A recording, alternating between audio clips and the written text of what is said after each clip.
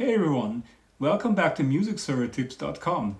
Today we're diving into a full Eversolo DMP-A8 review, one of the most talked about high-end music streamers and DACs out there right now. If you're looking for a powerful all-in-one solution that combines music streaming, DAC performance and even preamp functionality, this device might just be the device you've been waiting for. Stick around because in this video I'll walk you through all the music streamer features, especially the inputs and outputs on the back, and show you how the DMP-A8 can replace not just DAC but even your preamp and your CD player.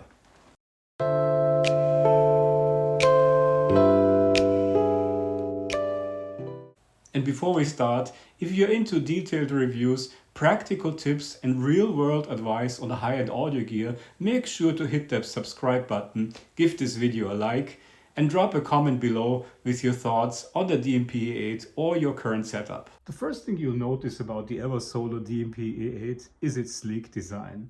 It has a very stylish all-aluminum enclosure that feels very premium and expensive to the touch. In the center of the device, you notice a very responsive, buttery smooth touchscreen. The touchscreen allows you to select your favorite music, switch between inputs of the device, essentially operate all the features of the streamer itself. Of course, you get an Android and iOS companion app to remote control everything as well.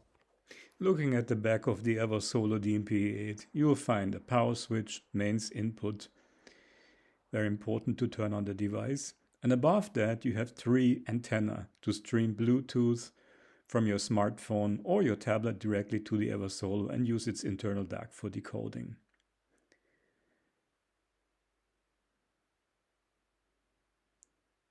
Although you can use Wi-Fi with the Eversolo DMP-A8, I highly recommend you use the built-in gigabit Ethernet port in case you transmit lossless or high-res music files that take up a lot of bandwidth. So if you have a wired connection, use that. On the right, you find 2 digital inputs, one toslink, one coaxial. In addition to that, you get I2S. I'm going to explain later on what I2S is. You also notice 2 USB-A ports as outputs. These can be used to connect an external thumb drive, a USB thumb drive, to the Eversolo and play back the files stored on it. I also use the second output to connect a DVD-ROM drive and play back CDs or rip them to the internal storage. All of these features are supported without any additional software, right out of the box. One thing you can do, you can connect the Eversolo to an external DAC as well. Not that it really needs it, but the possibility is there in case you want to future-proof your device. Moving to the right, we've got digital inputs and we've got 4 of them. We've got 2 coaxial inputs, 2 optical inputs. You can connect any device that supports SPDIF to the Eversolo DMP-A8. This can be your television, another CD player, a music streamer, and you get a USB input as well to turn the Eversolo into a full-featured USB DAC. Just plug in your laptop. On top, you get HDMI ARC in case you want a larger external display to display beautiful cover art with the Eversolo. And you got a 12-volt trigger output to wake up a power amplifier when you turn on the Eversolo. One of the major highlights of the Eversolo DMP-A8 is its analog input. I personally connect my XONO DIY Phono stage, which has a full balanced output, to the full balanced input of the Eversolo DMP-A8. One important aspect to notice, however, the Eversolo does not convert analog sources connected to it to a digital signal. It stays in the analog domain. You can choose between full balanced and unbalanced sources to connect to the Eversolo.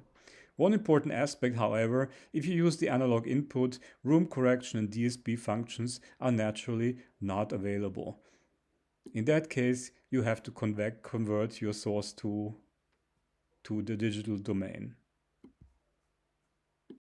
The Eversolo also has full balanced XLR outputs and unbalanced RCA outputs. You can use both in parallel, which is what I do to connect the XLR outputs to my Hypex Ncore 400 monoblocks. And I use the RCA outputs to connect to my subwoofer. A third mode of operation is to turn off the preamplifier totally, so you can set the output at a fixed volume level and use an external preamp or integrated amp of your choice. Now, what is I2S? I2S is basically an internal standard invented by Sony and Philips when they created the CD standard. It allows for exchanging data between internal peripherals, for instance, between a DAC chips and internal components of a digital to analog converter. It was never intended for consumer gear.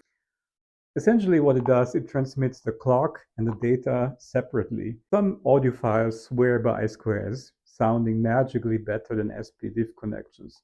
From my personal experience, the implementation matters more than the actual standard. I've used a Gustard X20 USB DAC in connection with a Synxer SU1 DDC in the past, and I used the I2S signal connection using an HDMI cable. I couldn't really tell whether the I2S standard is a lot better than SPDIF, but what I noticed in the past is that when I connected an external computer to that setup, I got lower distortions and interferences from the PC setup. So it might have been the better isolation, not really the I2S standard. Now I've got an extra bonus tip for you.